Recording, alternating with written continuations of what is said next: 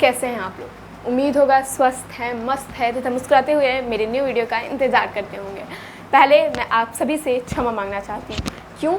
क्योंकि ये वीडियो आने में आप लोगों को बहुत वक्त इंतज़ार करना पड़ा, क्योंकि मेरा तबीयत ख़राब हो चुका था। मैं आप सभी का स्वस्थ रहने की कामना करती हूँ, पर मैं खुद अस्वस्थ हो गई थी क्योंकि आप लोगों ने मेरे स्वस्थ रहने की कामना नहीं की। तो मैं आज फिर आप लोगों के सामने प्रकट हो चुकी हूँ एक नया चैप्टर लेकर के, एक नया निबंध लेकर के, अनोखा वाला निबंध, नाखून क्यों बढ़ते हैं। आखिर आप सभी के मन में, मेरे मन में, सभी के मन में, बच्चे बूढ़े सबके मन में एक सवाल तो आता ही होगा कि हमारे नाखून क्यों बढ़ते हैं। हम इसे बार बार काटते हैं पर फिर भी बढ़ते हैं क्यों, जब इसका कोई इम्पॉर्टेंट ही नहीं है। तो कुछ लोग बोलेंगे इम्पॉर्टेंट है मैम, कभी कभी खुजलाने में इम्पॉर्टेंट आ जाता है, कभी कभी कुछ नोचने वोचने में इम्पॉर्टेंट आ जाता है, झगड़ा में ऐसे नोचने में इम्पॉर्टेंट आ जाता है। लेकिन एक होता है ना कि एक इम्पॉर्टेंट चीज़ जो इसका मेन यूज़ है, जैसे में हमारे आँखों का यूज़ है देखना, वैसे कोई तो इम्पॉर्टेंट चीज़ होगा। तो वैसे ही इसका इम्पॉर्टेंट चीज़ क्या है, आइए देखते हैं। पहले तो नाखून क्यों बढ़ते हैं। बच्चे कभी कभी चक्कर में डाल देने वाले प्रश्न कर बैठते हैं।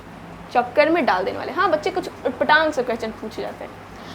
अल्पज्ञ पिता, अल्पज्ञ मतलब अज्ञानी, जिसको ज्ञान तो है लेकिन आधा ज्ञान है। दयनीय जीव होता है, दयनीय जीव होता है। मेरी छोटी लड़की ने, लेखक की कौन सी लड़की ने, छोटी लड़की ने, कौन सी लड़की ने, इसको हाईलाइट कर लीजिएगा। ये पूछता है कि लेखक से नाखून क्यों बढ़ते हैं का सवाल किसने पूछा था, लेखक की छोटी लड़की ने, ठीक है। उस दिन पूछ दिया कि आदमी के नाखून क्यों बढ़ते हैं। उनकी छोटी बेटी ने पूछा आदमी के नाखून क्यों बढ़ते हैं। तो मैं कुछ सोच ही नहीं सका। अब कोई भी नहीं सोच सका। अगर आप ही से कोई अचानक पूछ रहे कि बताओ नाखून क्यों बढ़ते हैं, आप लोग हम तो पढ़े ही नहीं है, मैं तो ये चैप्टर था 10th में लेकिन फिर भी नहीं पढ़े, तो वो वाला सिचुएशन देगा। हर तीसरे दिन नाखून बढ़ जाते हैं। बच्चे कुछ दिनों तक अगर उन्हें बढ़ने दे तो माँ बाप अक्सर उन्हें डांटा करते हैं। जैसे हाँ, ऐसे होता है कि बच्चे बहुत, स्कूल में भी चेक होता है, मेरे भी कॉलेज में, मतलब स्कूल में होता था, कॉलेज में तो नहीं होता, कॉलेज में अपना मर्जी हो जाता है। तो आजकल के तो बच्चों को शायद चेक होता हो ना होता हो। हम लोग के समय बहुत स्ट्रिक्ट था कि नाखून अगर बढ़ गए तो उसी समय बहुत मारा जाता था, मतलब उसी समय कटवा लिया जाता था। ऐसा सिचुएशन था उस समय का, ठीक है। अभी भी बहुत सारे स्कूल में ये चलता है, पर कोई नहीं जानता कि ये अभागे नाखून क्यों इस प्रकार बढ़ा करते हैं। कोई नहीं जानता कि ये भागे, मतलब जिसको बार बार काटो, इसको कोई शर्म ही नहीं है। वो काट दीजिए, वे चुपचाप दंड स्वीकार कर लेंगे, काट लोगे दंड स्वीकार कर लेंगे, पर निर्लज की अपराधी की भांति फिर छूटते ही सेंध पर हाजिर। जैसे काटे फिर उग जाएंगे, जैसे काटे आपने दंड दिया स्वीकार किए फिर आ जाएंगे। आखिर ये इतने बेहाया क्यों हैं। तो इस पूरे पैराग्राफ में कवि बताते हैं कि इनका जो सवाल आया था नाखून क्यों बढ़ते हैं, ये कैसे आया। और ये नाखून जो आजकल माता पिता अपने बच्चों को मार मार के कटवाते हैं, ये क्यों बार बार बढ़ जाते हैं। इनको काटो, दंड दो, फिर भी स्वीकार करके फिर भी बढ़ जाता है। आखिर क्यों। कुछ लाख ही वर्षों की बात है। कुछ कितने वर्षों की, लाख ही वर्षों की बात है, जब मनुष्य जंगली था। क्या था, जंगली था, बन मानुष जैसा। किसके जैसा, बन मानुष जैसा। उसके नाखून की ज़रूरत थी, उसे उस नाखून की ज़रूरत थी। अब देखते हैं क्यों थी। उसकी जीवन रक्षा के लिए नाखून बहुत ज़रूरी थे। असल में वही उसके अस्त्र थे। उसके जीवन के रक्षा के लिए ये नाखून बहुत ज़्यादा ज़रूरी थे, मतलब वही उसके अस्त्र थे, हथियार थे। सोच सकते हो, ये नाखून जिसे तुम आज काट दे रहे हो, वो एक समय पे तुम्हारा हथियार था। दांत भी थे, दांत भी एक हथियार के जैसे पुराने ज़माने में यूज आते थे। पर नाखून के बाद ही, पहले नाखून फिर दांत, उनका स्थान था। इन दिनों उसे जूझना पड़ता था, प्रतिद्वंदियों से, अरे यार शिट को पछाड़ना पड़ता था। नाखून उसके लिए आवश्यक अंग थे, एक ज़रूरी अंग थे। जैसे हम लोग के आँख, नाक, कान, ये सब आजकल के जैसे ज़रूरी अंग हो गए हैं, वैसे ही एक समय पर उनके लिए नाखून ज़रूरी अंग थे, ठीक है। फिर धीरे धीरे वह अपने अंग से बाहर की वस्तुओं का सहारा लेने लगे। अपने अंग को छोड़ करके बाहर की वस्तुओं को, जैसे लकड़ी का हथियार, ये सब चीज़ को सहारा लेने लगे। पत्थर के ढेले और पेड़ की ढाले काम में लाने लगे। कौन पत्थर की ढेले, ईंट पत्थर और चलाक जो मार देते हैं बचपन में, वो, और पेड़ की ढाले, ठीक है। रामचंद्र जी की वानरी सेना के पास ऐसे ही अस्त्र थे। किसके पास ऐसे अस्त्र थे, राम जी की वानरी सेना के पास ऐसे अस्त्र थे, जिन उसने हड्डियों के भी हथियार बनाए। किसके हथियार बनाए, हड्डियों के हथियार बनाए। इन हड्डियों के हथियारों में सबसे मजबूत और सबसे ऐतिहासिक था सबसे मजबूत और ऐतिहासिक कौन सा था? देवताओं का राजा का व्रज, देवताओं के राजा का व्रज, जो दधीचि मुनि के हड्डियों से बना था। किसके हड्डियों से बना था? दधीचि मुनि के हड्डियों से बना था। किसकी हड्डियों से बना था? दधीचि मुनि के हड्डियों से बना था। ठीक है। मनुष्य और आगे बढ़ा, मनुष्य भी रुका नहीं और आगे बढ़ा। उसने धातु के हथियार बनाए, जैसे कि तलवार हो गया, स्तौल हो गया, ये सब चीज़ें। AK-47, जिनके पास लोहे के अस्त्र और शस्त्र थे, जिनके पास लोहे के, वे विजयी हुए।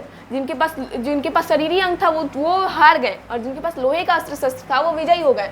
देवताओं के राजा तक को मनुष्य के राजा से इसलिए सहायता लेनी पड़ती थी कि मनुष्य के पास लोहे के अस्त्र थे। देवताओं के पास थे, लेकिन देवताओं के पास हड्डियों के, लकड़ियों के, ये सब थे। लेकिन जो हमारे मनुष्य हैं उन लोगों के पास क्या था? उन लोगों के पास लोहे का अस्त्र शस्त्र था, और वो उसे मदद मांगने लगे। ठीक है।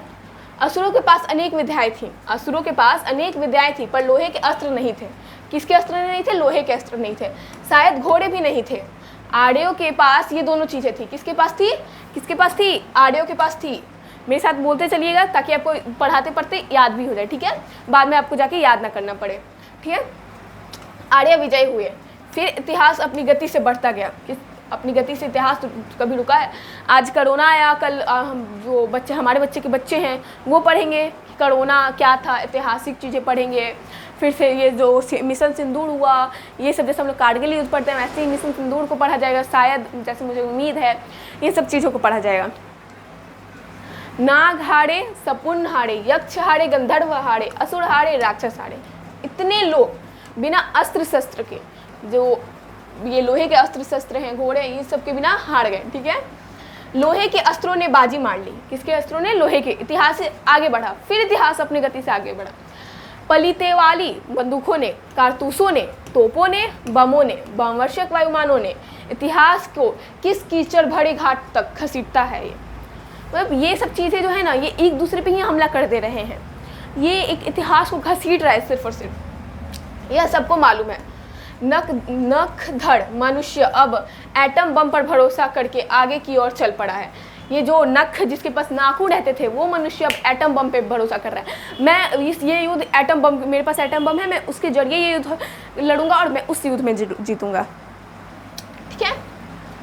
पर उसके नाखून अब भी बढ़ रहे हैं, पर उसके नाखून तो अभी बढ़ रहे हैं। नाखून बोला मैं तुम्हारी सहायता करना नहीं छोड़ूंगा। वैसे बात अलग है कि बहनों के लिए ये अभी भी एक अस्त्र है, क्योंकि वो अपने नाखून इतना बड़ा बढ़ा के रखती है। जब भी भाई से झगड़ा होता है, भाई हाथ पैर चलाता है, वो बस अपने नाखून चला देती है, बस काम हो गया।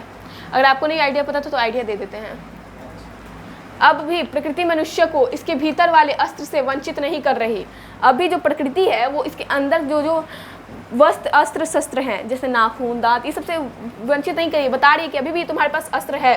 अब भी वह याद दिला रही देती है कि तुम्हारे नाखून को भुलाया नहीं जा सकता। तुम वही लाख वर्ष के पहले के नख दंत वाली जीव हो, नख और दांत वाले जीव हो, जो पशु के साथ एक ही सतह पर विचरण करने वाले और चढ़ने वाले हैं।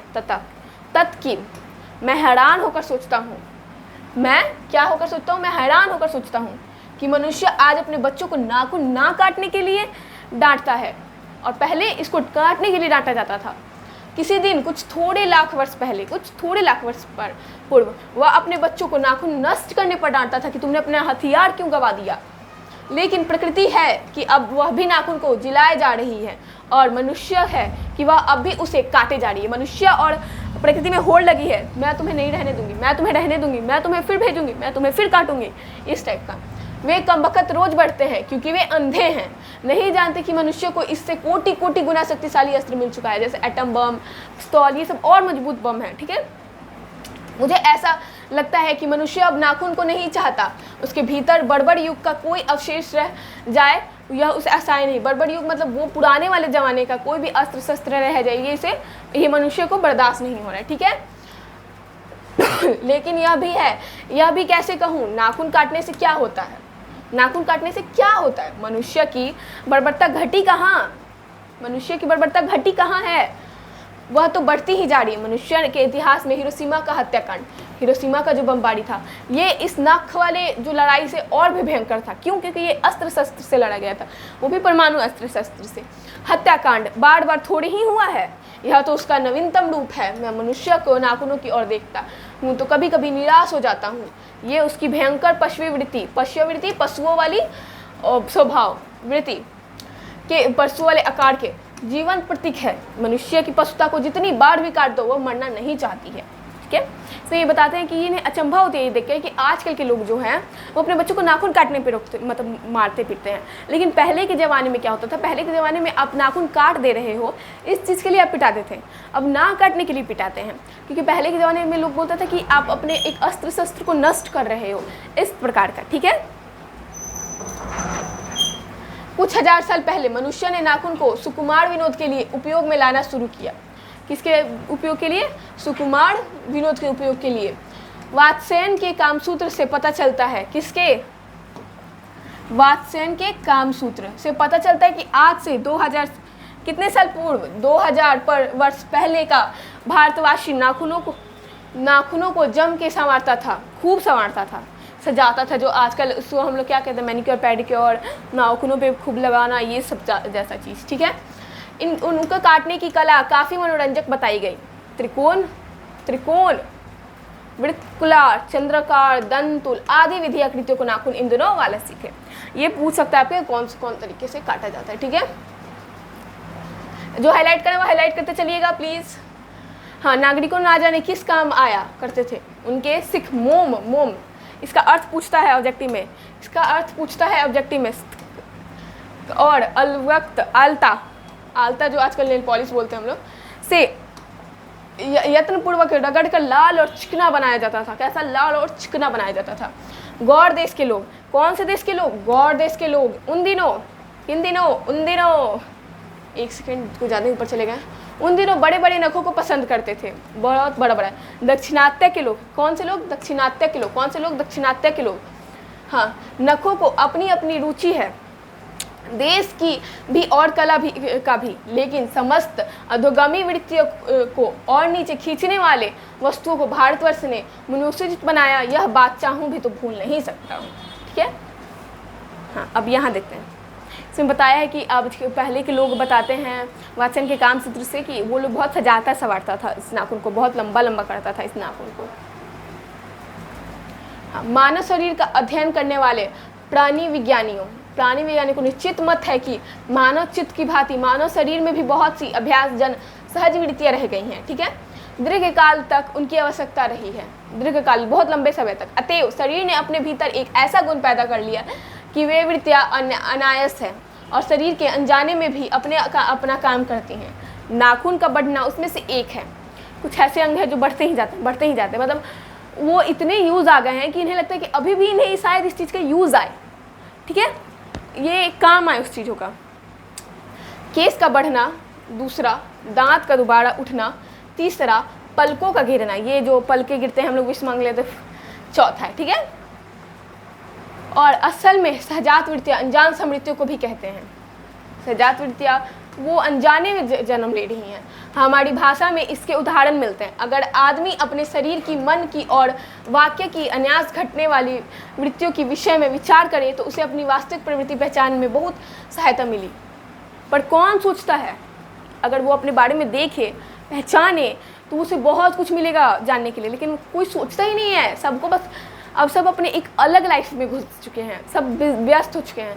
किसको ये नहीं सोचना कि हम कहाँ से आए, कैसे आए, ये सब किसको जानने का कोई इंटरेस्ट नहीं है। यहाँ तक कि मुझे भी नहीं है, आप लोगों को भी शायद नहीं होगा आगे। पर कौन सोचता है? सोचना तो क्या, उसे इतना भी पता नहीं चलता कि इसके भीतर नख बढ़ा लेने की सहजात वृत्तियाँ हैं, अनजान वृत्तियाँ हैं। ठीक है, वो कितना भी काट ले ये बढ़ेगा ही बढ़ेगा, वो वृत्तियाँ हैं। वह उसके पशुत्व का प्रमाण है। पशुत्व मतलब कि जानवर वाला बिहेवियर, पशु वाला बिहेवियर। उन्हें काटने की जो प्रवृत्ति है वह उसकी मनुष्यता की निशानी है। और यद्यपि पशुत्व मतलब कि यहाँ फिर जानवर का चिन्ह उसके भीतर रह गया है, अभी भी उसके भीतर थोड़ा मोड़ा ये चीज़ रह गया है। ठीक है, हाँ, पर वह पशुत्व को छोड़ चुका है। वह उस मतलब जानवर की वेशभूषा को छोड़ चुका है, लेकिन उसके अंदर अभी ये चीज़ डेवलप नहीं हुई है। ठीक है, हाँ, पशु बनकर वह आगे नहीं बढ़ सकता। इतनी बुरी बात है ना। पशु बनकर वो ये भी जानते हैं कि पशु बनकर आगे नहीं बढ़ सकता, पर फिर भी पशुओं वाली ज़िंदगी जी रहा है। हमें लग रहा है पशु वाली ज़िंदगी नहीं जी रहे हैं, हमें सिर्फ खुद से मतलब है। पशु के एक दूसरे के बारे में सोचते हैं, वो भी थोड़ा मोड़ा सोच लेते हैं यार, लेकिन आजकल के इंसान बिल्कुल नहीं सोचते हैं। उसे कोई और रास्ता खोजना चाहिए। अस्त्र बढ़ाने की प्रवृत्ति मनुष्यता की विरोधहीन है, ठीक है। मेरा मन पूछता है, अब कवि का मन पूछ रहा है। पहले इनकी बेटी ने पूछा, अब ये पूछ रहे हैं। देखिए क्या पूछते हैं, किस और मनुष्य किस ओर बढ़ रहा है, पशुता की ओर या मनुष्यता की ओर? ये तो सवाल सच्ची है, किस तरफ बढ़ रहे हैं, अस्त्र बढ़ाने की और या अस्त्र काटने की ओर? एक तरफ ये अस्त्र काट रहे हैं जो इन्हें अंदर से मिल रहा है, और एक तरफ ये अस्त्र बढ़ा रहे हैं जो परमाणु बम है। मेरी निर्बोध बालिका ने मानो मनुष्य जाति से ही प्रश्न किया हो। जो इनकी छोटी सी बच्ची है जो निर्बोध है, उन्होंने एक मनुष्य जाति से ही एक प्रश्न कर लिया, जानते हो नाखून क्यों बढ़ते हैं? यह हमारी पशुता के अवशेष है। जो हमारे पशु का शरीर था पहले, उसके एक अवशेष है, अवशेष भाग है। मैं अभी पूछता हूँ, जानते हो ये अस्त्र शस्त्र क्यों बढ़ रहे हैं? नहीं जानते हम, आप ही बता दीजिए। चलिए पूछ देखते हैं। ये हमारी पशुता की निशानी है, ये भी वही बोलते हैं। भारतीय भाषाओं में प्रायः ही अंग्रेजी के इंडिपेंडेंस, अंग्रेजी को किस शब्द से? इंडिपेंडेंस शब्द का समानार्थक शब्द नहीं व्यहत्व हो।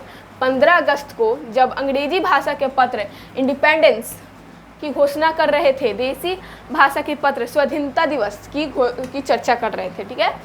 एक अंग्रेजी भाषा के इंडिपेंडेंस और ये स्वाधीनता दिवस की चर्चा कर रहे थे। इंडिपेंडेंस का अर्थ है अधीनता या किसी की अधीनता का अभाव। इंडिपेंडेंस का क्या अर्थ है? इंडिपेंडेंस का अर्थ है अधीनता या किसी की अधीनता का अभाव, पर स्वाधीनता शब्द का अर्थ है अपने ही अधीन रहना, मतलब अपने लिए ही अधीन रहना, ठीक है।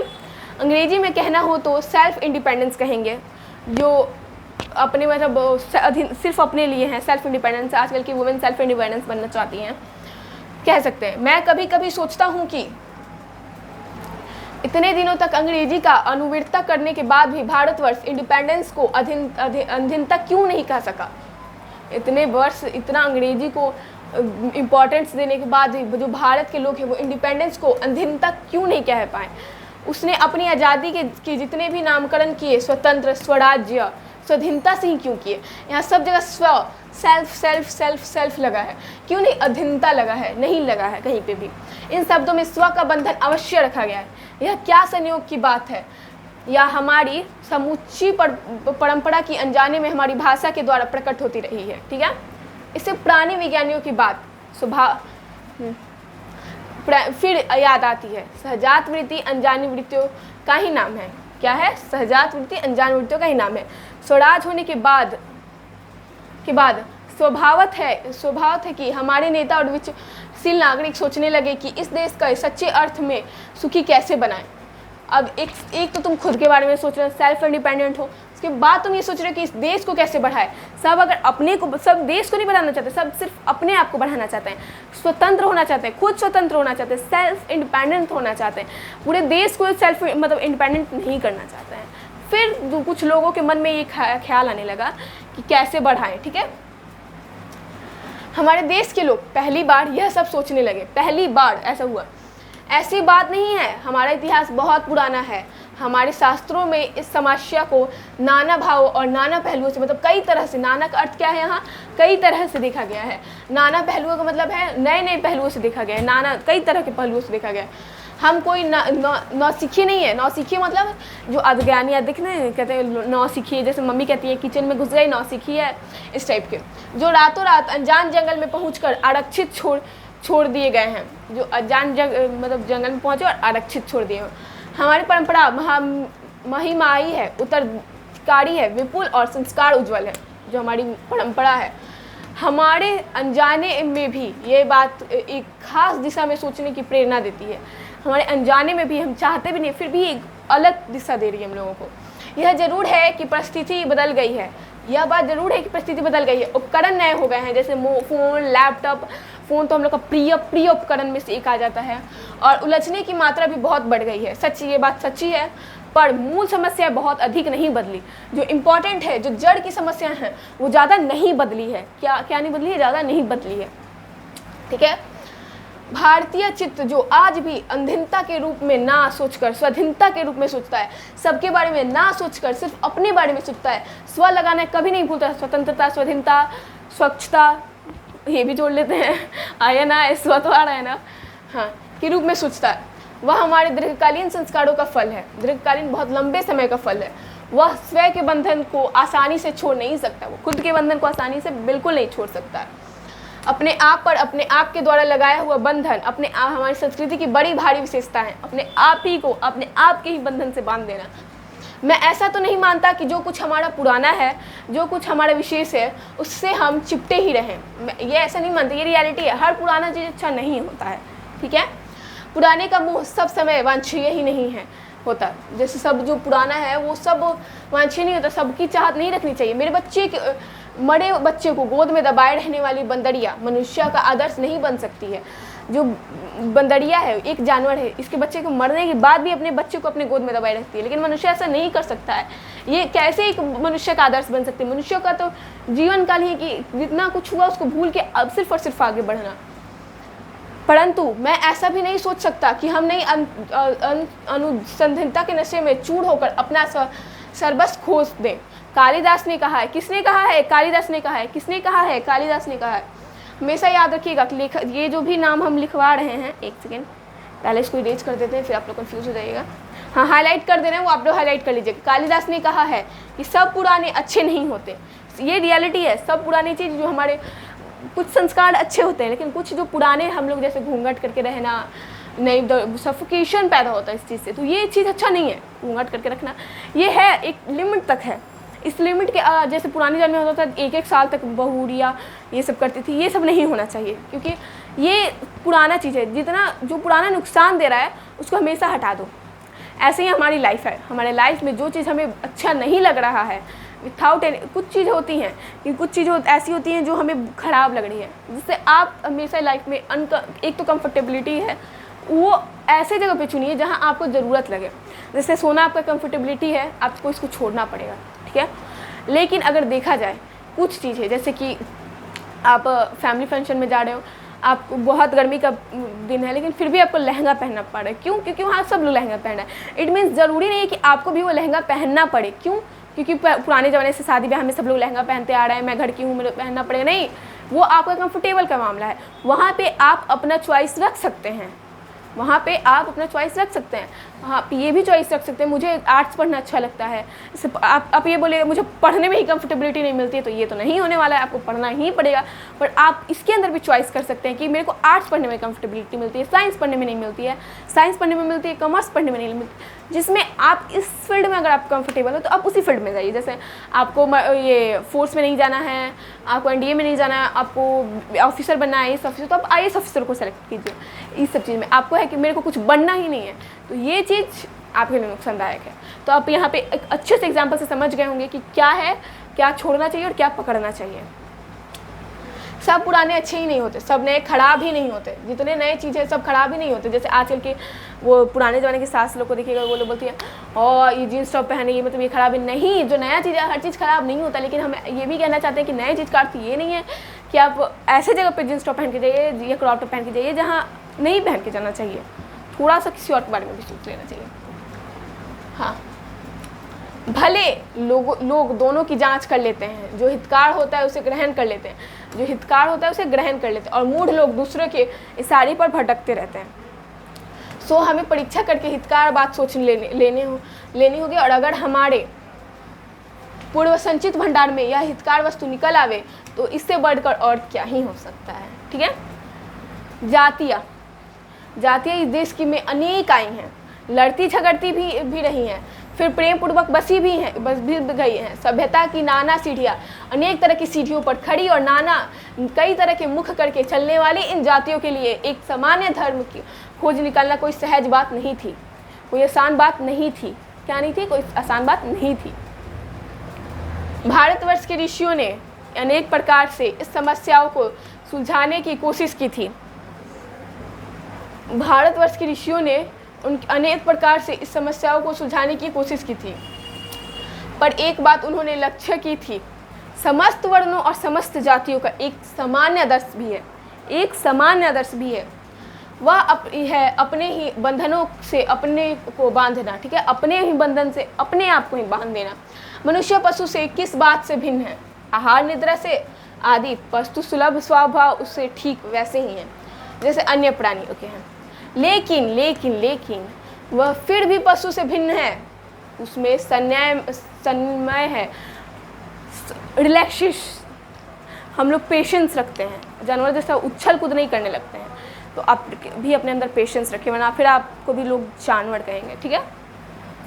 दूसरों के सुख दुख के प्रति संवेदना है, श्रद्धा है, तप है, त्याग है, वह मनुष्य के स्व के उद्भावित बंधन है। इसलिए मनुष्य झगड़े टंटे को अपना आदर्श नहीं मानता, गुस्से में आकर चढ़ दौड़ने वाले अविवेकों को बुरा समझता है और वचन मन और शरीर में किए गए अत्याचार को गलत आचरण मानता है। यह किसी भी जाति का, वर्ण या समुदाय का धर्म नहीं है, यह मनुष्य मात्र का धर्म है। ये किसी का धर्म नहीं है, ये किसी का धर्म नहीं है, ये एक मनुष्य का धर्म है। आप मनुष्य हैं तो ये आपका धर्म है। महाभारत में इसलिए नरवीर भाव, सत्य और अक्रोध को सब वर्णों का सामान्य धर्म कहा गया। एतति वित्त श्रेष्ठ सर्वोत्तय भारत, निर्वतो महाराज सत्यम क्रोध एवचा। भारत एक ऐसा देश है जहाँ सब मिल के रहते हैं, ठीक है। यहाँ पे एक मनुष्य मंत्र चलता है, एक मनुष्य का एक अपना धर्म होता है।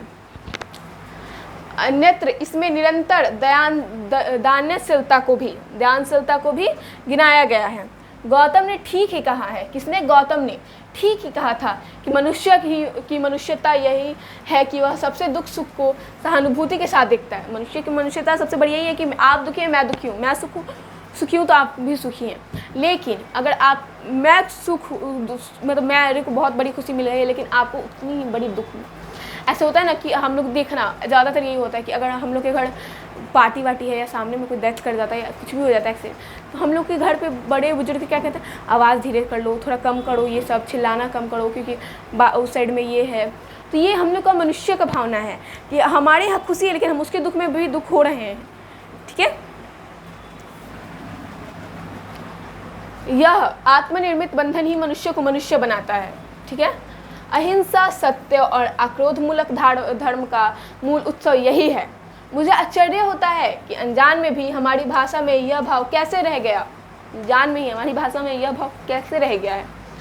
लेकिन मुझे नाखून के बढ़ने पर आश्चर्य हुआ था। अज्ञान सर्वत्र आदमी को पछाड़ता है और आदमी है सदा उसे लोहा बनाने के कमर कैसे, ठीक है, समझ आया। ये कहते हैं यहाँ मुझे नाखून के बढ़ने पर आश्चर्य हुआ, फिर ये वही बात पे घूम के आ गए, नाखून के बढ़ने पे। कितना अच्छा दूसरे बात पे गए थे। अज्ञान सर्वत्र आदमी को पछाड़ता है। जो अज्ञान है वो अच्छे सभी आदमी को पछाड़ता है और आदमी है कि सदा उसे लोहा लेने की कमर कैसे है, मैं उसको भी सीख लूँगा उस टाइप का। मनुष्य को सुख कैसे मिलेगा? बड़े बड़े नेता कहते हैं वस्तुओं की कमी है और मशीन बैठाओ और उत्पादन बढ़ाओ और धन की वृद्धि करो और व्यय उपकरणों की ताकत बढ़ाओ।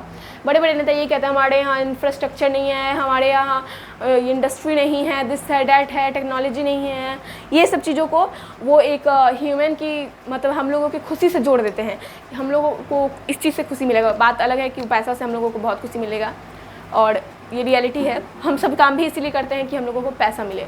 चाहे आपके सामने कोई कितना भी कुछ कह दे कि मुझे पैसे से कोई फ़र्क नहीं पड़ता, रियलिटी यही है कि वो पैसे पे मरता है। ये हमेशा ध्यान में रखिएगा।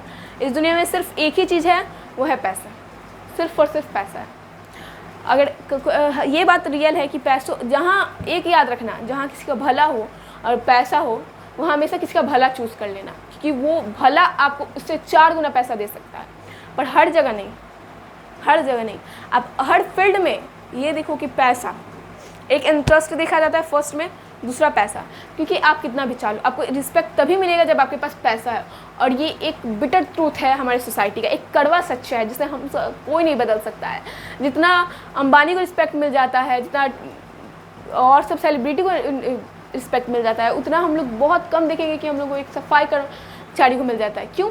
बिहेवियर वाइज आप कॉम्प्रोमाइज़ कर ही नहीं सकते इस चीज़ में, आप चाह के भी नहीं कर सकते बिहेवियर वाइज। आप चाहेंगे नहीं एक कर्मचारी का बिहेवियर अच्छा है, दिस डैट, मतलब हम नाम नहीं लेंगे किसी का, किसी भी सेलिब्रिटी, इनका बिहेवियर ख़राब है, इन्होंने हेल्प नहीं किया। अब नहीं कर सकते वहाँ गैस, अब सीधे यही कहोगे प्रियंका चोपड़ा सही है। अगर लड़ाई हो आप सीधे कहोगे प्रियंका चोपड़ा सही है। क्यों? क्योंकि उनके पास ये है। जहाँ ये है वहाँ बिहेवियर बिल्कुल नहीं आता बच्चों, वहाँ कोई फीलिंग्स ही नहीं है। इस सोसाइटी में, इस जनरेशन में आप अगर फीलिंग्स की बात करोगे तो वो नहीं है। फीलिंग्स पूरी तरह से डेड हो चुकी है, ये एक रियलिटी है। हमारे जैसे देखेंगे, आप बोलेंगे मेरे दादा दादी में है, मेरे मम्मी पापा में, हाँ है, क्योंकि हम लोग पिछले जनरेशन है, उन लोगों को पैसा से उतना मतलब नहीं रहता था, उन लोगों को एक खुशी समाज देखना चाहता था। पर ये जो समाज है वो सिर्फ एक पैसा वाला समाज देखना चाहता है। चाहे मैं हूँ, चाहे आप पढ़ रहे हो, आपको आगे जाके अच्छा जॉब लेना है। क्यों जॉब लेना है? क्योंकि आपको पैसा चाहिए, ये रियलिटी है। मैं पढ़ा रही हूँ, मुझे खुशी मिल रही है, पर मैं एक और चीज़ कहना चाहूँगी, मुझे यूट्यूब से पैसा मिलेगा। ऐसा नहीं है कि मैं फ्री में पढ़ा रही हूँ, ऐसा नहीं है कि आप फ्री में पढ़ रहे हो, ऐसा नहीं है कि आपको कॉलेज वाले फ्री में आपको पढ़ा रहे हैं, बिल्कुल नहीं है, ये सोचना भी नहीं। सिर्फ और सिर्फ पैसा के लिए पढ़ा रहे हैं, ठीक है, समझ रहे हो? चलो, हाँ, उसने कहा था बाहर नहीं भीतर की ओर देखो, बाहर नहीं, बाहर के उपकरणों को भाड़ में जाने दो, भीतर की ओर देखो। हिंसा को मन से दूर करो, मिथ्या को हटाओ, क्रोध और देश को दूर करो, लोग के लिए कष्ट सो, आराम की बात मत सोचो, प्रेम की बात सोचो, आत्मतोषण की बात करो, काम करने की बात सोचो। उसने किसने कहा? गांधी जी ने कहा था। ये सारी बातें आपको देख के लग ही गया होगा किसने कहा होगा। उसने कहा प्रेम ही बड़ी चीज़ है क्योंकि वह हमारे भीतर है। हाँ, उत्कृष्टता पशु की प्रवृत्ति है, स्व का बंधन मनुष्य की, हाँ, मनुष्य का स्वभाव है, स्व का जो बंधन है वो मनुष्य का स्वभाव है। बूढ़े की बात अच्छी लगी या नहीं पता नहीं, बूढ़े मतलब यहाँ गांधी जी की बात हो रही है, गांधी जी की बात। बहुत लोग गांधी जी का सपोर्ट करते हैं, अच्छी बात है, कुछ लोग नहीं करते हैं, जैसे कि आप समझ ही रहे हैं, कुछ लोग गांधी जी का सपोर्ट नहीं करते हैं। उसे गोली मार दी गई, बूढ़े को गोली मार दी गई। आदमी के नाखून बढ़ने की प्रवृत्ति की हावी हुई। मैं हैरान होकर सोचता हूँ बूढ़े ने कितनी गहराई में बैठकर मनुष्य के वास्तविक चरितार्थ का पता लगाया था। ऐसा कोई दिन आ सकता है जबकि मनुष्य के नाखूनों का बढ़ना बंद हो जाएगा। प्राणी शास्त्रियों का ऐसा अनुमान है कि मनुष्य का अनावश्यक अंग उसी प्रकार झड़ जाएंगे जिस प्रकार उसकी पूंछ झड़ गई है। अच्छा देखें ये कितना, हाँ इतना ही है। और जैसे पिछले, आपको पता होगा पिछले समय में हमारी पूंछ हुआ करती थी पर वो झड़ गई है, वैसे ही नाखून एक दिन झड़ जाएगा। उस दिन मनुष्य की पशुता भी लुप्त हो जाएगी, जो पशुता है वो भी उसकी लुप्त हो जाएगी। शायद उस दिन वह मारन शास्त्र का प्रयोग भी बंद कर देगा। तब तक इस बात से छोटे बच्चों को परिचित करा देना वांछनीय जान पड़ता है कि मनुष्य को अपनी इच्छा है, अपना आदर्श है, ठीक है। वृत्तकार जीवन में अस्त्र शास्त्रों को बढ़ने देना मनुष्य को अपनी इच्छा की निशानी है और उनकी बाढ़ को रोकना मनुष्यत्व का ताकाज है। मनुष्य में जो घृणा है, जो अन्यास बिना सिखाए आ जाती है, वह पशुत्व का घोतक है। किसका घोतक है? पशुत्व का घोतक है। अपने को संयत रखना, दूसरे के महानुभाव का आदर करना मनुष्य का स्वधर्म है, सबसे बड़ा धर्म है मनुष्य का। बच्चे यह जाने तो अच्छा है कि अभ्यास और तप से प्राप्त वस्तुएं मनुष्य की महिमा को सूचित करती है। किसे अभ्यास और ताप से, किसे अभ्यास और ताप से जो वस्तुएं प्राप्त होती है वो मनुष्य की महिमा का से सूचित करती है। सफलता और चरितार्थ में अंतर है। मनुष्य मानव शास्त्रों का संचयन से बड़ा उपकरणों के बाहुल्य से उस वस्तु को पा भी सकता है जिसे उसने बड़े आडंबर के साथ सफलता नाम दे रखा है, ठीक है। मेहनत से वो उसे पा भी सकता है। परंतु मनुष्य का चरितार्थ प्रेम है, मैत्री में है, त्याग में है, अपने को सबके मंगल के लिए निशेष भाव से देने में है। जैसे सबका भला हो, मेरा भला हो, उस टाइप में। नाखूनों का बढ़ना मनुष्य की इस अंध सहजात वृत्तियों का परिणाम है जो उसके जीवन में सफलता लाना चाहती है। उसको काट देना उसका स्वनिर्धारित आत्मा बंधन का फल है। क्या है? स्वनिर्धारित, स्व का निर्धारण करने वाला, जो खुद ही पे खुद ही का बंधन लगाया हुआ है, जो उसे चरितार्थ की ओर ले जाता है। कमबख्त नाखून बढ़ते हैं तो बढ़े, मनुष्य उन्हें बढ़ने नहीं देगा। लास्ट में कवि ने क्या कहा है? कमबख्त नाखून कितना भी बढ़े, मनुष्य उन्हें बढ़ने नहीं देगा। वो बात अलग अलग है कि कुछ ऐसे मतलब लोग होते हैं जो नाखून बढ़ाते हैं क्योंकि अच्छा लगता है किसी को नहीं अच्छा लगता है। पर कुछ मनुष्य है कि वो जितना नाखून कम मर्जी है, वो जितना बढ़ना चाहता है बढ़े, पर हमारे जो मनुष्य हैं वो उसे छोड़ेंगे नहीं, वो उसे काट के ही मानेंगे।